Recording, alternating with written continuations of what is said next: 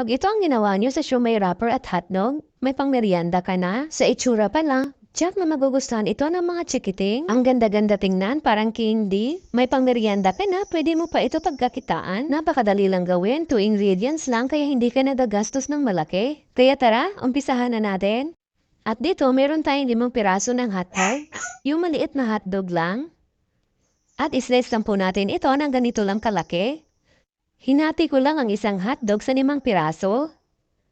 Hotdog lang at siomai wrapper ang kailangan natin dito. Kung gagawin niyo ito pang negosyo, pwede kayo gumawa ng homemade siomai wrapper para mas makatipid kayo. At mag-prepare din tayo ng tubig, pang-sealed lang natin.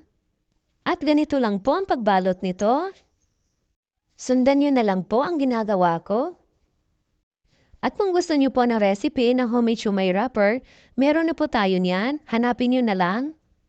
Ayan, napakadali na. Walang kahirap-hirap. At gawin lang natin ito sa lahat. At ayan na po lahat ang nagawa natin. I-ready na natin ang kawali. Maglagay lang tayo dito ng mantika. Once mainit na ang ating mantika, pwede na natin ito ilagay. Baliktarin lang po natin ito para pantay ang pagkaluto. Hanggang sa maging golden brown. Ayan, pwede na natin ito hanguin.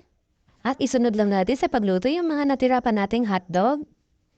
Ayan, di ba ang ganda-ganda at nakakatakam para talagang candy?